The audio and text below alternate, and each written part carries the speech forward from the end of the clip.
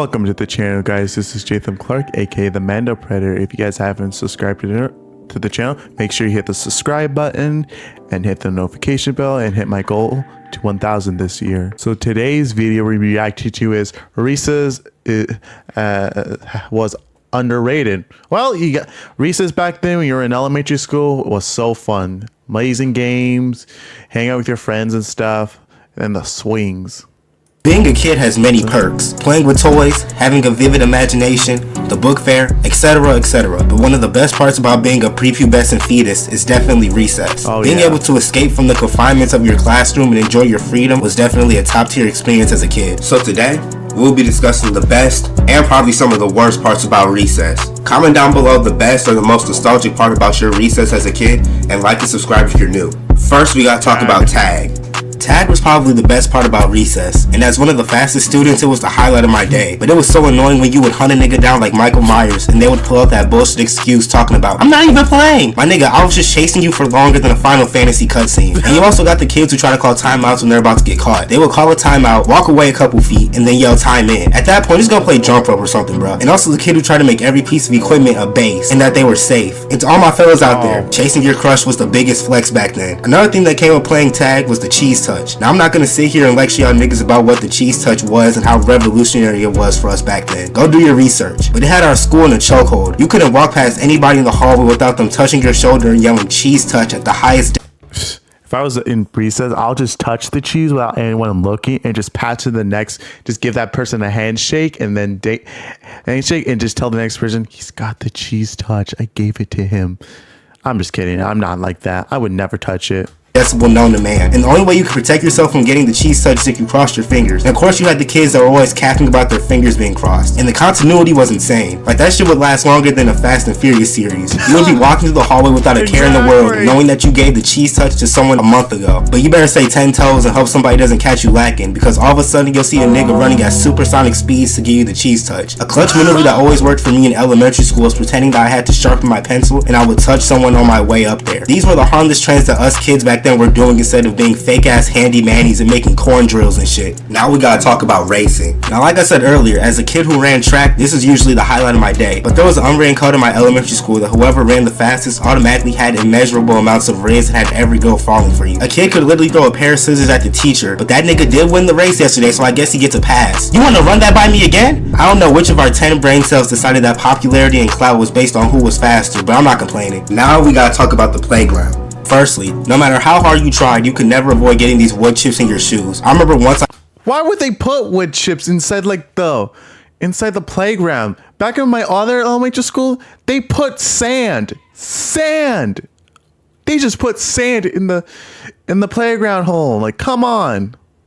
I don't know, source those like wood chips or sand. I came home from school, and when I took off my shoes, the amount of wooden chips that poured out of my shoe could have made an entire new playground in my living room, bro. And if you ever fell in that shit, you might as well start writing your will. They would peel your skin off like a fucking banana. And of course, there would always be that one insidious ass nigga that would throw them like fucking shurikens at the rest of the students. And I know y'all remember the metal and plastic slides that would reach temperatures of about 2,000 degrees Fahrenheit. It was literally like sitting on the oven. It felt like Charizard had just hit that shit with a flamethrower from hell. If you decide to go down these slides with shorts on, then you better not let an inch of your skin make contact with that shit, because it'll have your ass looking like Freddy Krueger in 5 seconds. They really had us sliding on baking sheets, bro. I vividly remember going down that slide with shorts on, and that shit cooked my legs well done with the side of asparagus. The plastic slides also doubled as tasers and shocked you more than Spider-Man. The swings were also top tier. We really were out there busting our ass after swinging off them, bro. There was always kids trying to pull off Simone Biles ass moves and would land face first into the wood chips, but there was no better vibe than getting on the swing and getting higher than Flight Reacts. And if you didn't twist the chains of the swing until they were tighter than Joel Embiid's braids, then you weren't tapped in for real. And you already know if you climbed on top of the monkey bars, then you were automatically king of recess. The monkey bars is also where a lot of the lame ass kids were gossiping and shit. And underneath,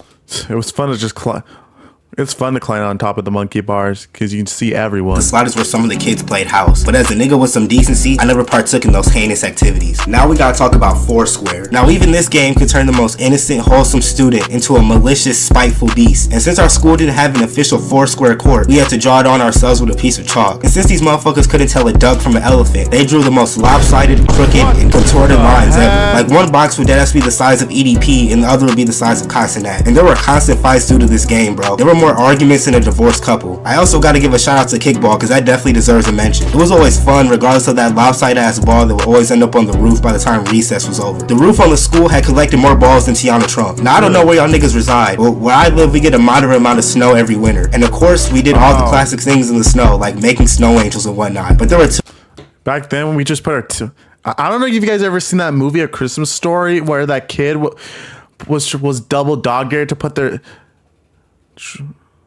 triple dog dared him to put his tongue on that pole, and suddenly his tongue got stuck. It was like I did this before. I was young then in second grade. We used to put our tongue on the pole, but I didn't leave it there for too long. But I did peel it off a little bit. It hurt a little bit, but I didn't like have like stuck on it, because if I had it on there for like a long time, it would probably get stuck and I have to use warm water to remove it.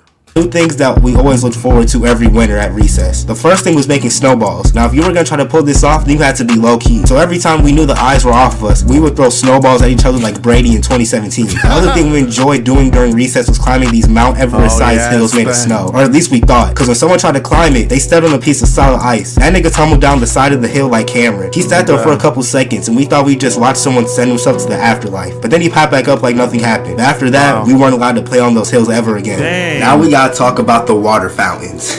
Now look, I know typically the water that comes out of these repulsive contraptions usually makes my stomach want to rock, but back then that shit was like crack. No matter how hot it was in the school, that water stayed cold. And once that motherfucker started, it's good. It tastes really good. Some of the top water is like really gross, but if it gets really, really cold, it'll taste really good and you'll be like really want some.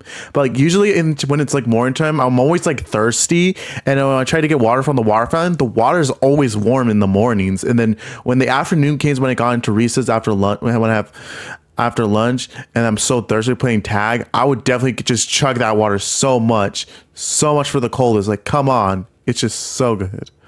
hard to shake, you already know who's gonna dispense the crispiest, coldest, thirst-quenching water of all time. It was deadass better than Gatorade, especially after putting up prime Jerry Rice numbers at recess. That water always hit different after putting up 9 touchdowns, 12 interceptions, and 240 yards. And of course there were the Karens in training that would always try to control how much time people spent at the water fountain. Talking about Mississippi, 2 Mississippi. I swear the water didn't even hit my lips yet and I had niggas trying to take my spot like Gideon. But the worst part about using water fountains was being behind the kid that would turn into a fucking throat goat and shove the entire spout down his esophagus. If I was there behind one of these kids, I would just go the rest of the day with a throat drier than a Popeye's biscuit. Cause I'd rather deal with that than God knows what disease or mutation I could get by using the fountain after that nigga. I never understood how these people had the balls to put their entire orifice on this thing, bro. Their stomachs gotta be lined with tungsten because there's no way they weren't fighting demons on that toilet. Now we gotta talk about the supervisors. Their main purpose was to drain any fun that we were having at recess. They really were moving around like they were the fucking SWAT team or something. They were walking around that bitch like they were feared and made it their mission to make our lives not worth living. You ain't no drill sergeant, sit your decrepit ass down. And they always had a fucking whistle for no reason. My nigga, who equipped you with this ear-piercing instrument? They were I remember this like super just called like everyone in my 3rd grade just called everyone in trouble and got everyone detention. I don't know why she did that. She even called me and like whistled at me, but what did I do? I didn't do anything. Like, come on.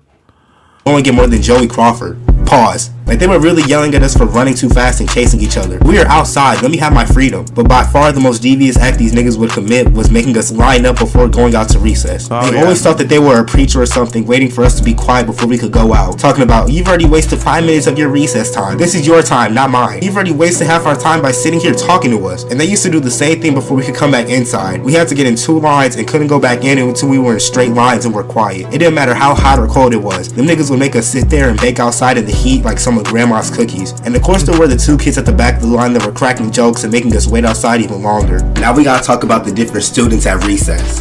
First there was the snitch. Now we already had to deal with the supervisors that were up our ass more than a wedgie. But enjoying I would snitch if it really pisses me, if people are getting on my nerves a lot. So, but if people snitch on me, I would never talk to that person again. I have a snitch on him back. I have to find what he's doing, and I'll snitch on him. And I told him, nah, I call it payback. Recess became mission impossible when you had to dodge the snitches. They would literally lurk after people and try to catch them doing something. I really never thought that Randall from Recess was a real person until I experienced it for myself. There was also that weird group of kids that pretended like they were cats or wolves. They would crawl around the playground on all fours and start hissing at niggas like cockroaches or something. Speaking of cockroaches, there were also the kids that collected bugs at Recess. I don't know why these niggas thought that these alarming acts were fun and entertaining in any way. They were really some fake ass Mighty Bees in this bitch. Talking about, you want to see the Beatles I collected? Bro, if you don't get these vermins away from me before I send them to a Juice WRLD concert. There was also the badass little kid that always spent the entire recess period standing against a wall or tree. They usually were the kids who tried to actively dismember limbs from the other students. They always had some type of bruise on their elbow that looked like this. And they probably had a buzz cut and pick their nose more than Ralph Wiggum. It's like these niggas were cosplaying No David or something. But if you see one of these variants trying to join you at recess, just know your life may be cut short. There were also the girls who just walked around aimlessly and usually got in the way of whatever game we were playing. Then they want to threaten to tell on all of us when they get hit with the ball. They were usually the stucco girls who thought they controlled everything. I also want to shout out Pokemon cards and silly bands. Niggas was moving weight during recess like pop. I remember those until the school banned them because people were having too much of those Pokemon cards. And it pissed. But good news is, I did not have any Pokemon cards. My siblings did. All my friends have. All they did was just play Pokemons. I didn't have any. I just sit there by myself. Little Escobar. But hey, I think that's gonna cover everything for this video, man. Thank y'all for watching, and comment down below the best or worst experience that you've ever had at recess. Let me know what you want to see from me next, and make sure you like and subscribe if you're new over here, man. Join the family. We growing. Thank y'all for watching. Thank y'all for the love y'all been showing. I hope this video finds y'all in good spirits. Let me know what y'all want to see next. I'm G Grimy. It's been real. I'm out. I love y'all. Peace. Man, I'll tell you my best experience for recess back when I was in school.